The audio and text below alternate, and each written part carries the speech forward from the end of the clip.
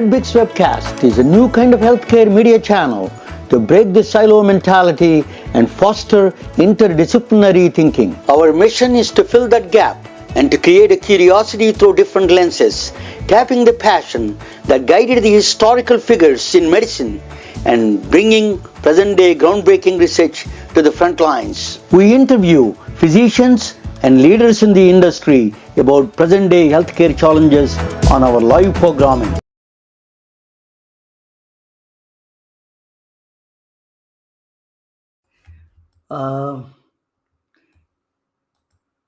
Welcome to the MedBricks webcast. This is Ramana Annamaraju. No, I'm not Albert Einstein. My guest is. So actually, today, a lot of people ask me what is my background is. Including my guest. My background is actually I did a master's in physics, parts of nuclear engineering and computer science. I did everything all together. I spent a lot of time in technology side. Physics is my passion. I wrote a book, Science is not a subject, science must be a lifestyle. I read a book related to medicine and physics, interdisciplinary, a book. It's available on Amazon Kindle. But I started this journey. I've been in healthcare for 30 years. I used to run imaging centers, and I did a physician placement. I did everything. I sold several medical devices. So I am quite a broad spectrum background in healthcare. So that using that my experience in physics and then my experience in healthcare, I started this program, and it was hugely popular now. And thank you for all of you make this is really interesting show. Let me introduce you my guest. Her name is Dr.Alana Dixson. She has an interesting background. She is quite a double. I didn't know that there is a dual program in Los Angeles. Is a MD from the Keck School of Medicine, UCLA, and then PhD program from Caltech, California Institute of Technology, where Pasadena, where my idol, one of the physics idols, a lot of them are there. She comes from that. She was doing MD. She did MD PhD program. She did a bachelor's in Yale School. She did a bachelor's. Then she went to intern in Harvard. Then she studied. She did a 4 years of neurosurgery residency in University of Minnesota. I think Rochester, I guess. So let me bring her to the table. Her name is Alana Dixson. Welcome, Alana. Welcome to MedBricks webcast.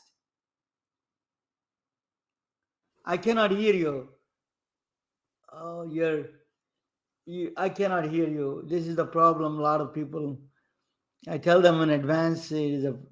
So you may have to change the settings on it, play around with it. So I'm going to, it's going to, you're in a car. Oh. Can you hear me now? Now I can hear you. Okay, come back. Yep.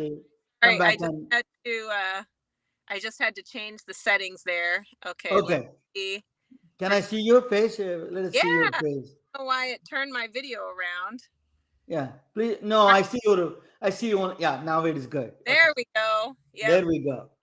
So yeah, a lot of people, it is a little bit of a complicated. I prefer nowadays everybody wants to do on phones, but desktop is much better for this podcast. Well, and I have to admit, the water today at Santa Monica Beach is very beautiful. And as you and I discussed, I'm going to be leaving California on Tuesday, actually. So I had to run and jump in the ocean before I got on. So I apologize. I'm not normally a car, but let me make 2 corrections because people will be so upset because of the rivalry. So it's Keck School of Medicine at University of Southern California, so USC, and they are big rivals with UCLA. So if you're in LA, you can't make that mistake. And then the University of Minnesota Medical Centers in Rochester, and I'm sorry, in St. and Minneapolis, and so I did not finish that residency, but I did, a few years of neurosurgery residency, and I'm going back to retrain and finish up residency at some point in the next month here. So very Let us excited. talk about that. So tell me your background. Yeah, Emma, you did a BA in Yale School, Yale University, Yep. right? And then MD, PhD program in Southern California. Sorry, UC. I don't know where it is. UC Davis, I think, right? University of Southern California, USC. USC. And, I'm from Atlanta. We are Georgia and Alabama. That's all Right? we know. And University of South Carolina, not too far. So on the Yeah. East Coast, people get confused with the other. So, yeah, so I went to Yale undergraduate, so Yale University, Yale College, in New Haven, Connecticut. Did a bachelor's degree in anthropology.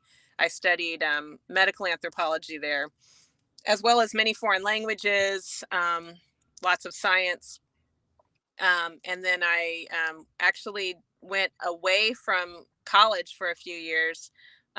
About 7 years, actually, I took off after my undergraduate. I had only intended to take 1 year off and go to do a Fulbright. So I did a Fulbright in Russia in languages and literature. And then I came back and just had the opportunity to work for a startup company. And so I did that for a little less than a year, about a year. But I always knew I wanted to be a doctor. So that was why I had left Russia to come back. I could have stayed there and worked for ABC News. I was working in the news agency at the time. But I knew I wanted to be a doctor. So I came back. And I needed to take a few more pre-med classes, kind of finish that up. And as I was preparing for that, I got this job offer to work at a startup company. And so I did that, and then eventually finished up my pre-med classes at Harvard. Has a really wonderful program for people who are out of school in their extension school. So I had to take, I think, another biology class or chemistry or something like that. So I did that, took some I had already done biochemistry, so I think I took some immunology classes and some other upper division courses, cell biology. It was a fantastic experience, and worked at the medical school there. Got a lot of exposure, and then I was going to start applying to medical school, but I ended up getting hooked up with some folks in the American Indian Association of American Indian Physicians and some others. I had some great mentors, and through Nick, got an opportunity to do breast cancer and cervical cancer research in Native American communities, and also to do stuff with, at that time, the human genome was being sequenced. And I worked for a small research organization in Colorado that was doing some stuff on that. So I just had this collection of experiences that came up. And, I had finished high school young. I went to college young. I finished college very young. And I just felt like, to be a good doctor, I wanted to be mature enough that I looked very young. I looked like I was like 12 when I graduated college. And I just felt like being young and looking young. And I'd had such a privileged experience to be able to be in the Ivy League at that point. Even though I came from a lot more humble background, I just felt like I had such a great, kind of rarefied experience there in the Ivy League, that I wanted to, be out in the world and do some other things and grow up a little bit, just gain some maturity. I am quite, Albert Einstein would be jealous of you with your background. I watch a program called Human Journey, the Incredible Human Journey from Alice Roberts, Dr. Alice Roberts. She's a medical anthropologist and a medical doctor. She gave this. She gave a medical anthropology. Gave the first definition of how the humans moved. She gave a chronological order from Africa to the rest of the world. It is a fascinating documentary, Incredible Human Journey, if anybody wants to look at it. So what is your PhD? You did a PhD in the UC University of Southern California. So what is a PhD about? What kind of things you did the thesis there? Yeah. Well, so it's kind of neat. When I wanted to go back to medical school, I thought I would do an MD PhD in anthropology. Actually, I was going to get my PhD in anthropology. And in the course of my kind of time off doing research, I had been doing a lot of public health stuff and other things, and I just found that I gravitated towards the basic science components of all of these projects. Some of these breast cancer projects were looking at things like what genotype was associated with more severe, more, mortality, increased mortality or morbidity from breast cancer, more aggressive forms of cancer. And I was just way more interested in that than I was in the public health aspect of it.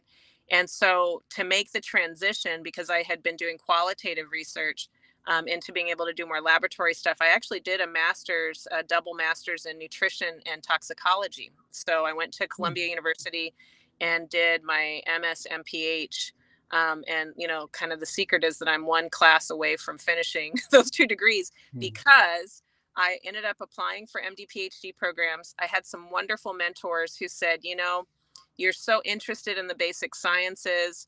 I had a really strong interest in brain development and spinal cord development, and how the body is able to kind of rewire was one of the things that I was interested in. How do you gain function after an injury to your nervous system? How do you kind of rewire that or repurpose other, neuronal pathways to be able to function, so you can walk again, or, use your left side or your right side or whatever if you have a stroke.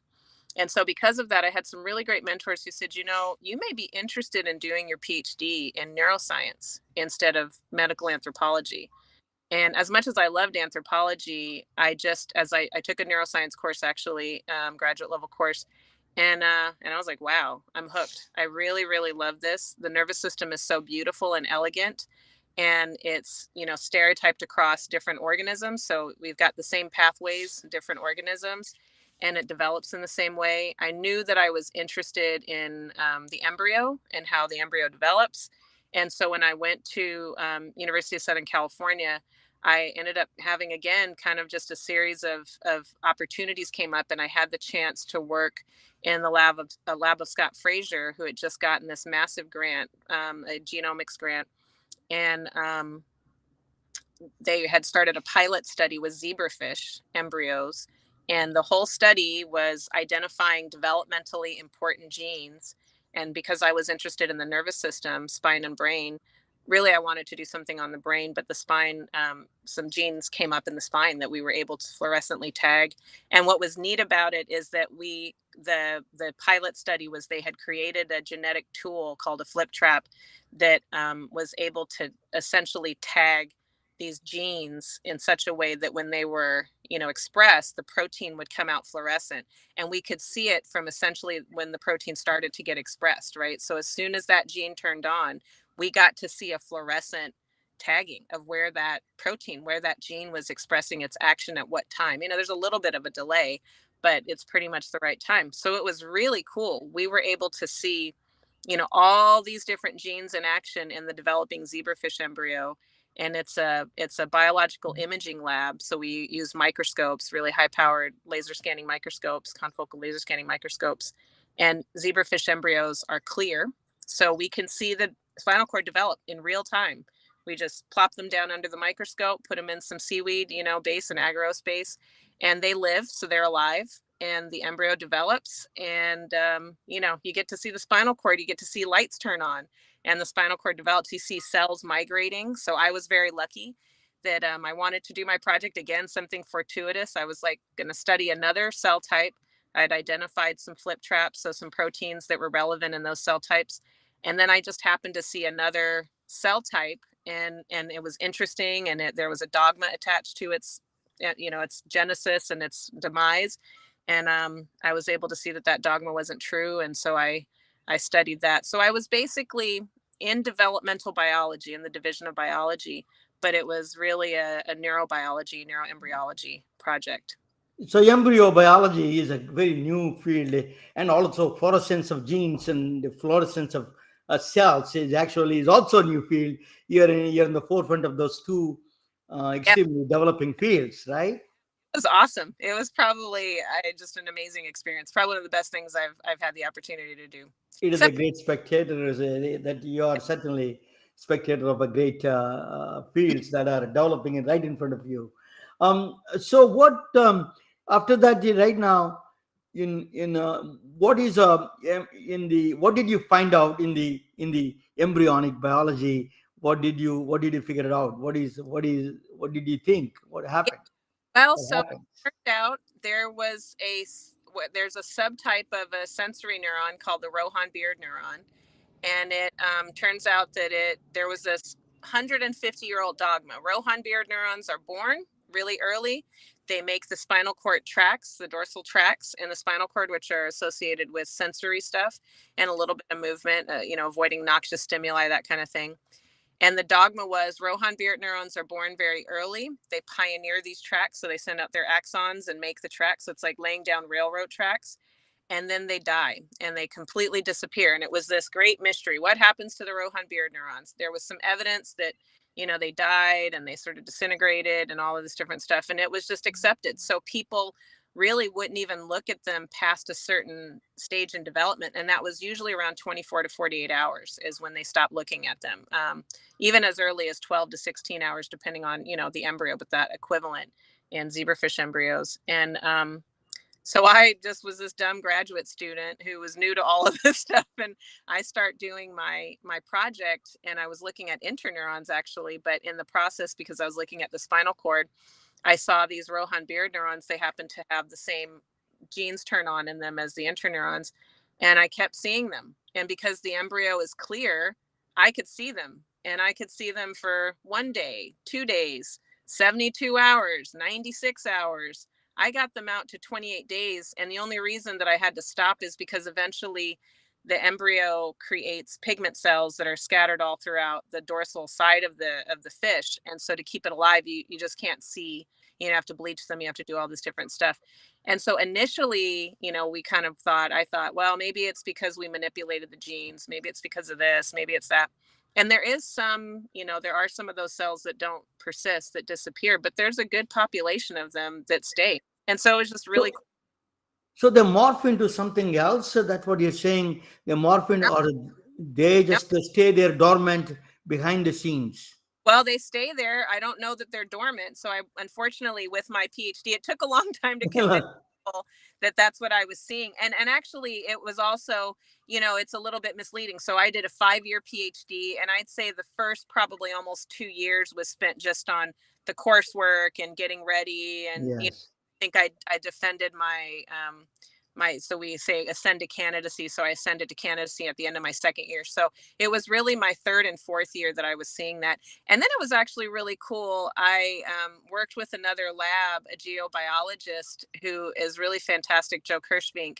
And he was interested from his undergraduate years at Caltech. He did his bachelor's at Caltech, PhD at Princeton, I think, and then went to stayed at Princeton, and then came back to Caltech eventually as a professor. He and his advisor, when he was an undergraduate, found biogenic magnetite. So magnetite is a mineral that is magnetic. And it turns out animals and organisms do make magnetite, and the little crystals are perfect when they're made by a biological organism. They're consistent every single time because they're genetically programmed to make them. And we were able to find them in zebrafish in the lateral line, which is What is associated. the purpose of those magnets? Well, we think, and there's, The some good, navigation, probably.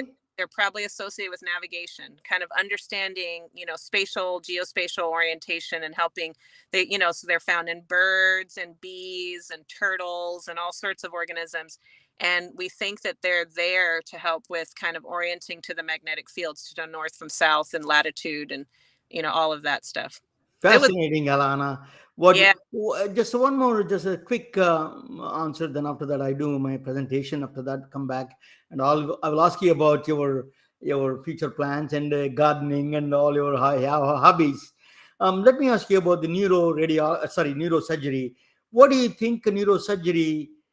What is the challenges? What are the opportunities and challenges that you realize in the neurosurgery side, that you think that is complex, and also same time it is a prohibitive in certain ways?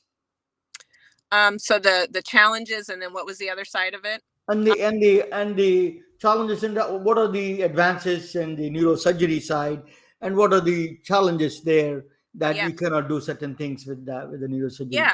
I think the opportunities are, of course, really amazing.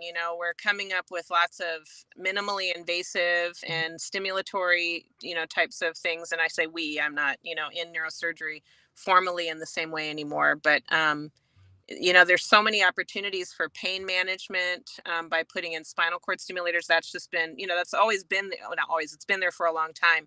But now we're looking at using it for chronic pain sufferers, for diabetic neuropathy, which is kind of game changing for those patients in terms of quality of life.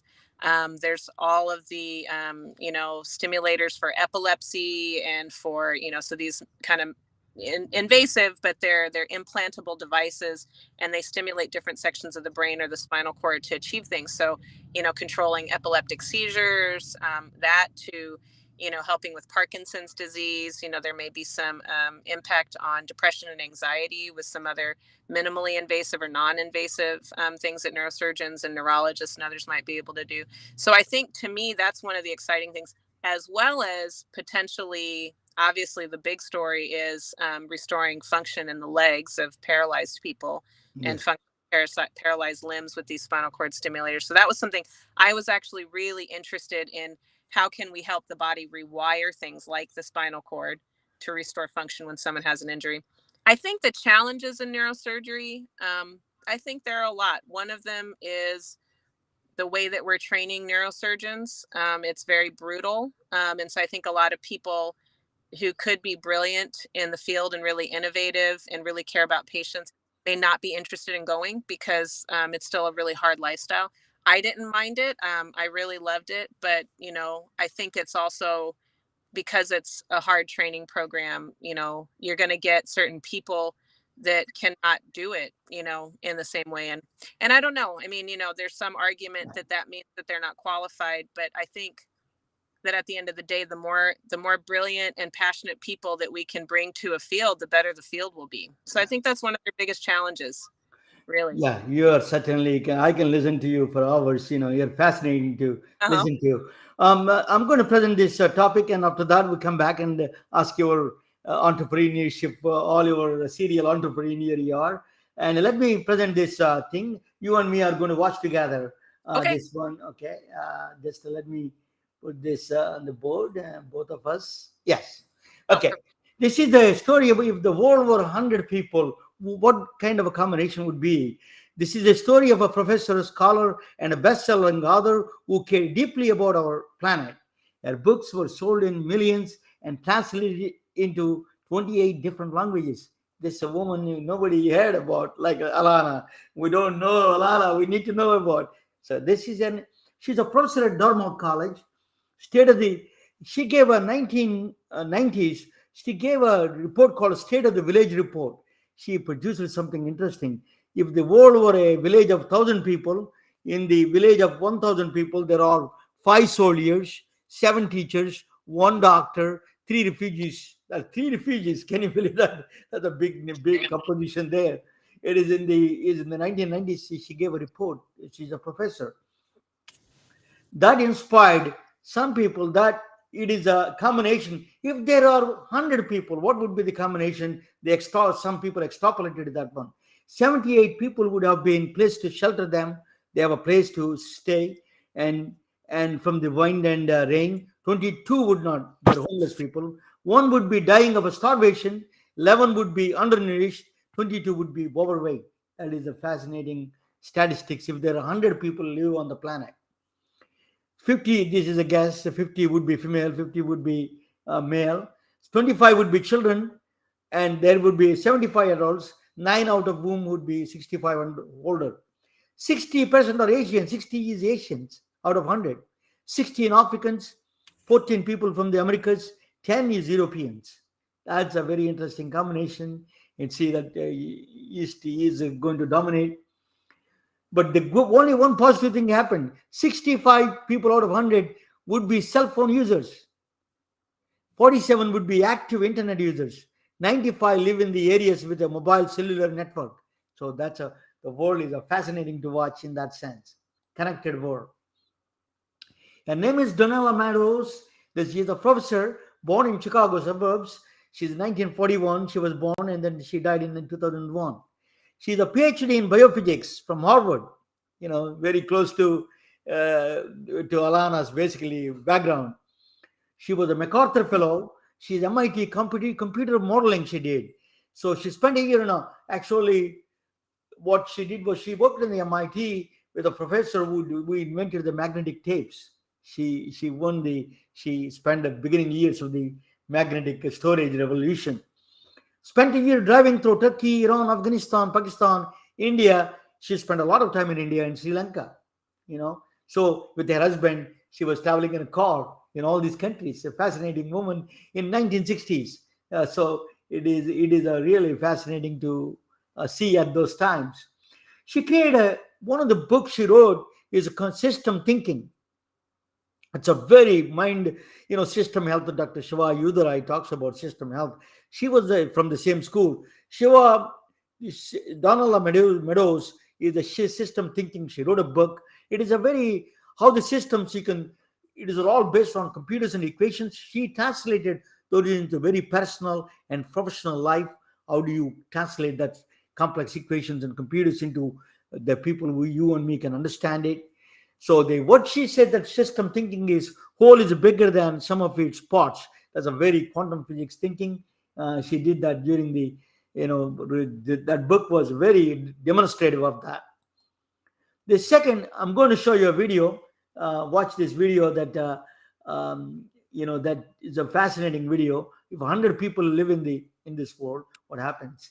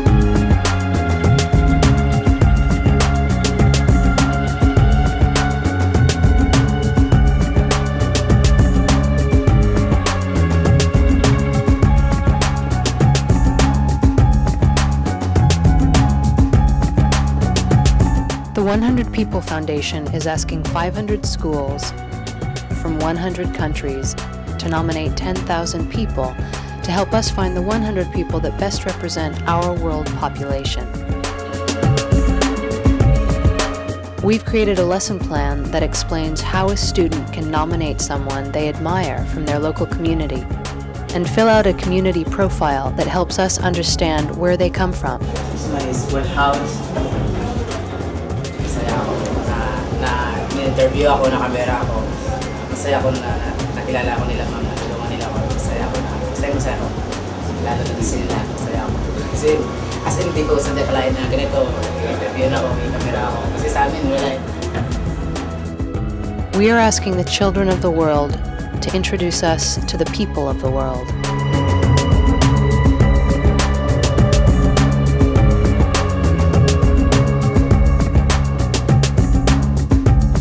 I think this project will really open the eyes of a lot of people that we're not alone in this world.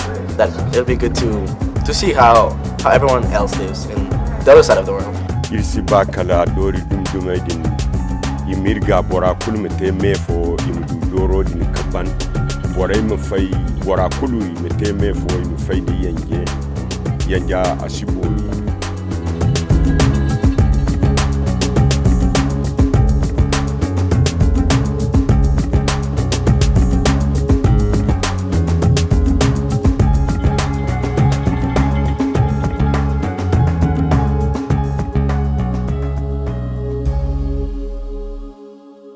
Yes. So that's 100 people video. Really, Alana, you cannot watch it because the reason is that you are in the iPhone. If you are in the desktop, you would have done. You could have seen it. Oh, Okay. okay. But anyway, that is. Let me. So can you turn around? Yeah, I see you only side of your face. Okay. No, Thank I'm you. just drinking water. Okay, yeah, no problem. Thank you. So healthcare as an iron triangle, quality and cost and access. These three of them are very, very three important triangle. So people say you cannot achieve all three together, but it's not true. That is some of these uh, claims are not true. Access to 1000 right now. If you have a doctors at this present to 2023, if there are 1000 people, Austria has a maximum number of doctors, number of 5. USA has only 3. Brazil has 2, the lowest. Norway has, if you're a psychotherapist, Norway has 3, Germany has 2, and USA has 0.06. It's a very these are the statistics if there are extrapolate to 1000 people. Maternal mortality rate out of 100,000 people, the lowest is Greece and Finland. United States is 19. It's very high, actually. And South Sudan is 1,200. That's a 50% of the women die because of the birth, due to the birth.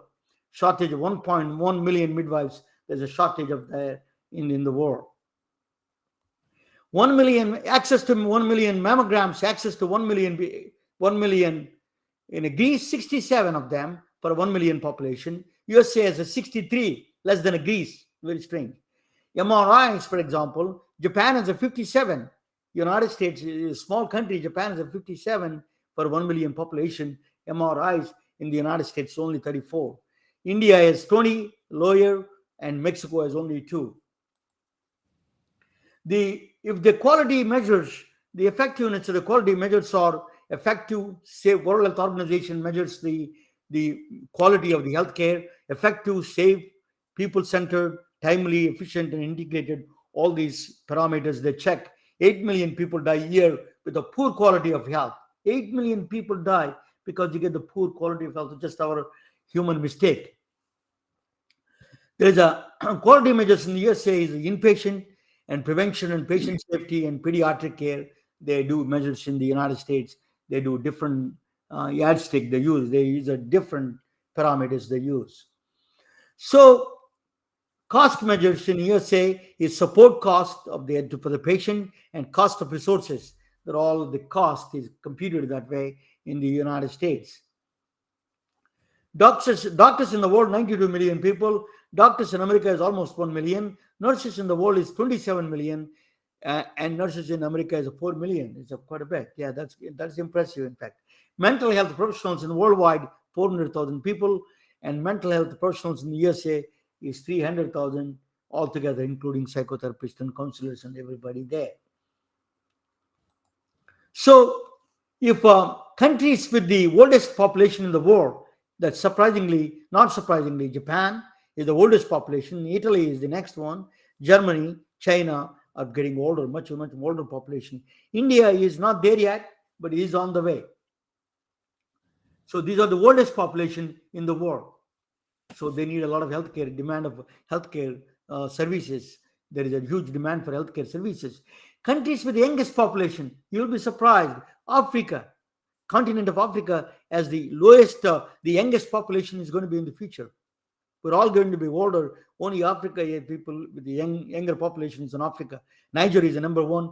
Mali, Uganda, Somalia, they're all going to be younger population in the Africa. I think we need to be nice to Africa now. They need to serve us when we get older.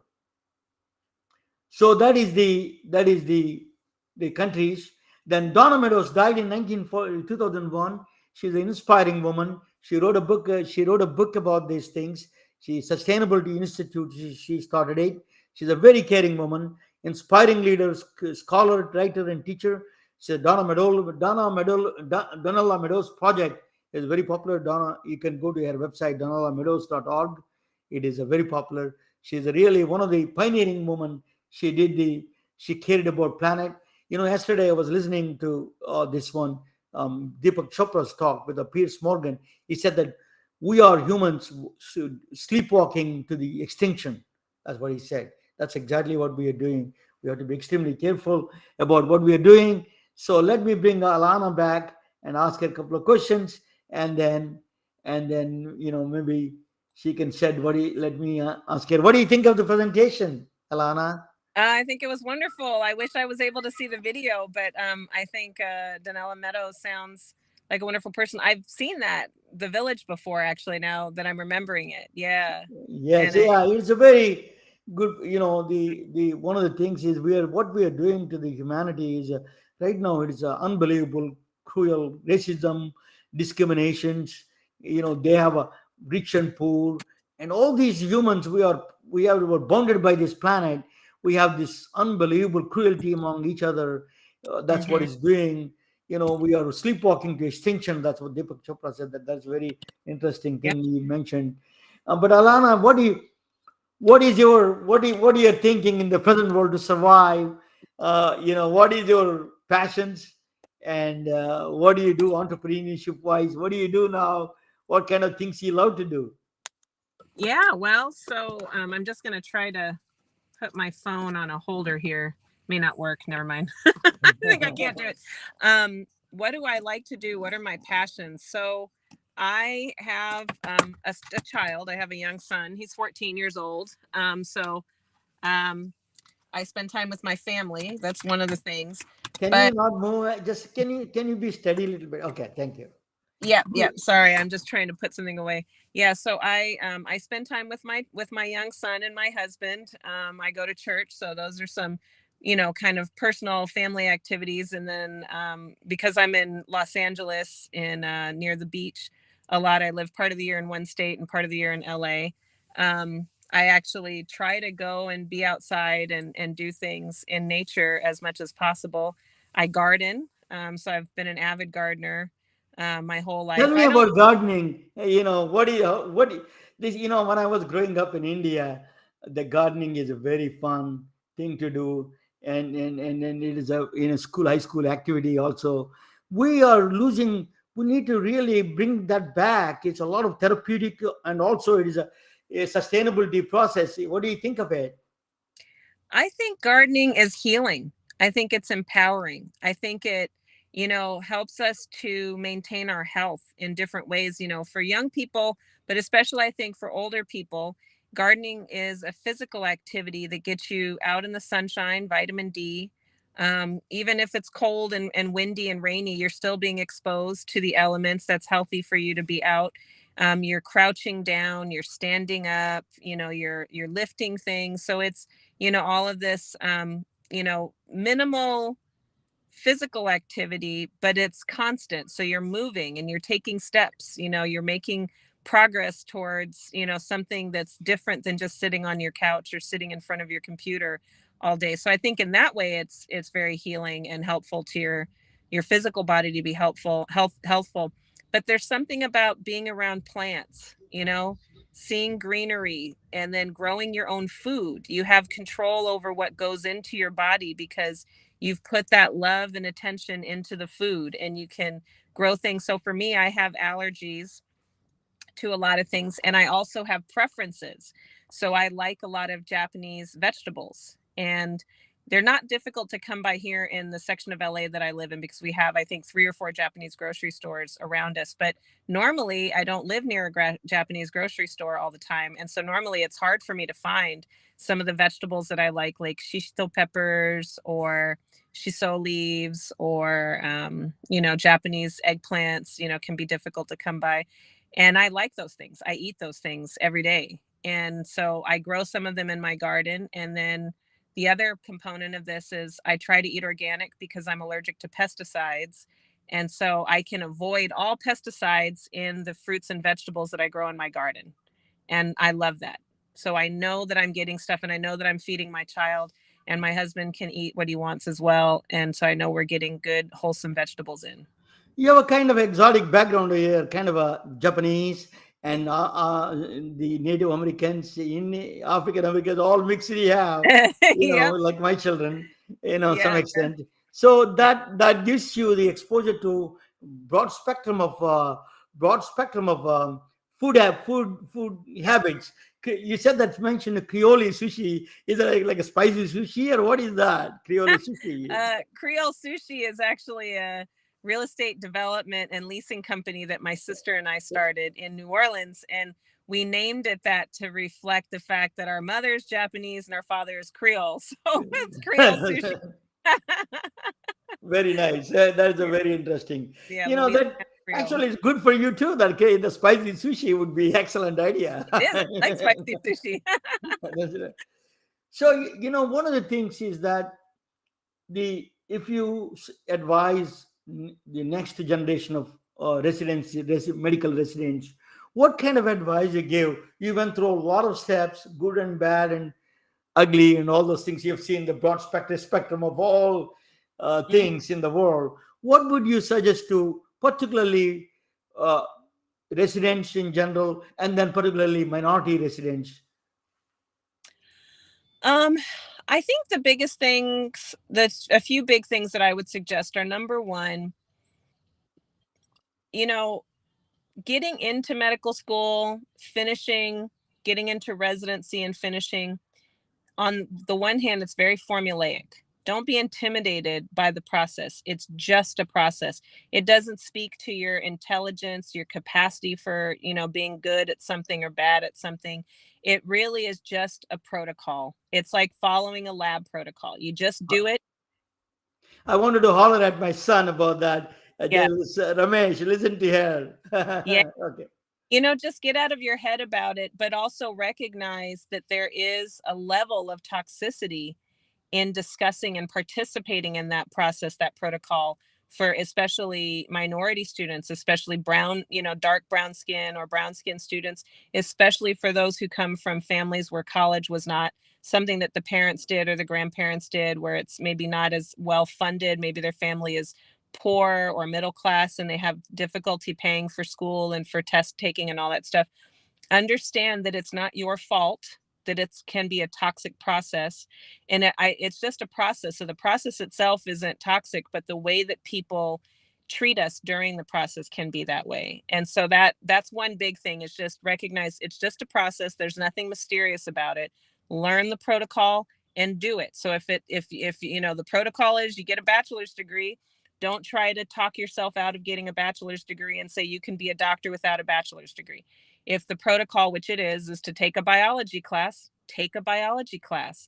Don't try to be cute with it and take some alternative, nursing biology. Take the biology class for pre-med students, and dedicate yourself. Make sure that you're studying and doing all that. But also, I think the other big thing is a lot of minority students get discouraged, and they're often given false information about the process or about their ability to complete the process, because maybe their parents aren't doctors, or they just don't seem to have the study habits that other people have, because they're not getting the grades. That may not actually, a lot of the things that people may tell you may not actually be true. Maybe you're struggling. I went to Yale undergrad, and it was funny, when I was there, they had not created these different tiers of introductory chemistry, general chemistry. The first, class you do usually take was either biology or chemistry. And it turned out that in my chemistry classes, there were people who had already had biochemistry, organic chemistry, physical chemistry. They'd done AP chemistry, they'd taken college level chemistry. And I had only had one high school level chemistry class. I could not compete with those other students. Alana, one thing I noticed it during my son's the school in Vanderbilt, they use the chemistry as a weapon Yeah. to screen it out all the medical Yeah. students. So you need to master the chemistry first. I think that's Yeah. Well, and that's what I'm saying can be toxic, right? Because it's very toxic. at the end of the day, that's a game. That doesn't tell you whether or not someone will be a good doctor. In fact, what it mostly tells you, and I think what I appreciated about Yale is that they started to see this, what it mostly tells you is prior exposure. And that really, what that prior exposure is it's a measure of family socioeconomic status, right? Yes, It's a absolutely. of the strength of that student's high school preparation, which probably is a proxy for the wealth of that community that they grew up in. You grow up in a wealthy suburb or you have a wealthy family and they send you to private school. Guess what? You're going to have had chemistry on the college level before, and you can take an intro level chemistry class in college and ace it. If you come, like I came from an inner city background. So I grew up in an inner city. My dad was a lawyer, but he chose to work for poor people. So we didn't have a lot of money. I went to a performing arts high school. So if you had asked me to dance or to play an instrument, do music or write, I was a very good writer, very good analytical thinking. But did I have AP chemistry? No, I didn't. And I could have taken it at the community college, but because of the socioeconomic status of my Yeah. school, That no one was doing that. No one told me to do that. I didn't even think that that would be something necessary for me to do. that is a very toxic approach they're doing. Yeah. Very chemistry as a weapon to filter the people. It's a And horrible thing. remember, most of these kids, they're children. They're 16 to 19 years old. Correct. They don't know how to manage stress yet. They can't even manage washing their feet and their socks at college without their mother. I went through. I mean, my son, Yeah. I when he was studying, my son is a 6 foot tall and a football player. And when he was doing his finishing his degree, I went to see him in the final year. He was literally in tears. The guy, they melted him down to the tears. That kind of a strength that what they put the torture together. Let us talk about something else, Alana, about the health equity part of it. What do you think of health equity in this country? It is a delivery of healthcare is very I know I married a woman from a very rural South Carolina, and the healthcare delivery system is terrible there. It is just a below any even comparable to the even third world countries. Is that why in this country such a disparities of these healthcare inequities exist, and how do you why you think, and what is the solutions for you think, the specific solutions, if we can provide one or two? Yeah, I think that it unfortunately, I mean, people don't want to talk about this. I think now we have more awareness, but I think it has to do with white supremacy and sexism. I think the reality is that for a long time, this country was built by the design and for just certain groups of people. And those groups of people may contain individuals who are wonderful people and believe in health equity, but that doesn't change the structure and the history of what this country was founded on. And so, because of that history and that structure, we now have a problem with healthcare, and we have a problem with a lot of institutions in our country that they are not designed to meet the needs of everyone. And the other big thing is, because of the class issues, a lot of the United States and the institutions in the United States were created or, are used, even if they were created for poor people or for people of color, they ended up being used by people who had more money, by and large, white populations that were in different locations than the communities of color that maybe it was supposed to serve. Like you look at the WIC program or welfare or different things like that.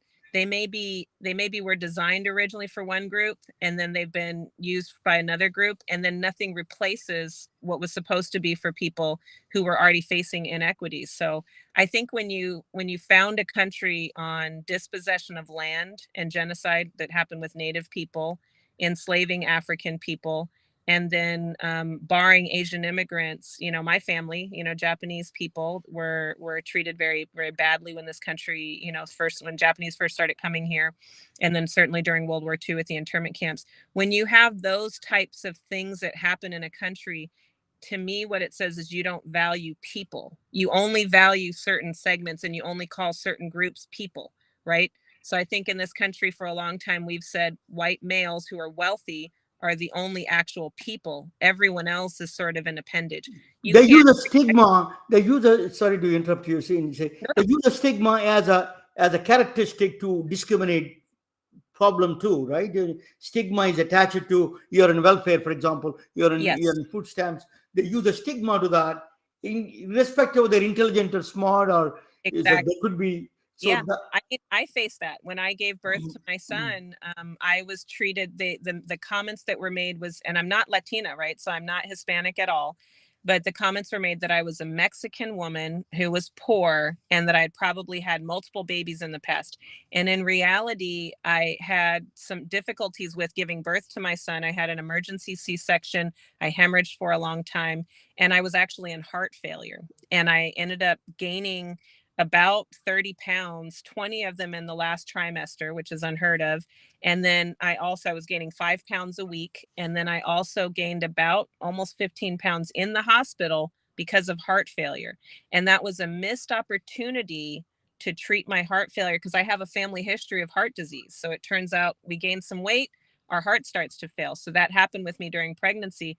But because the stigma was there, because of my skin color, because of my facial features, the nurses didn't look at my name, didn't look at my history, didn't speak to me. They spoke over me, and the doctor spoke over me and just assumed I was this poor Mexican woman who'd had a bunch of babies and I was just overweight, and ignored all of the other symptoms that were happening. That happens a lot.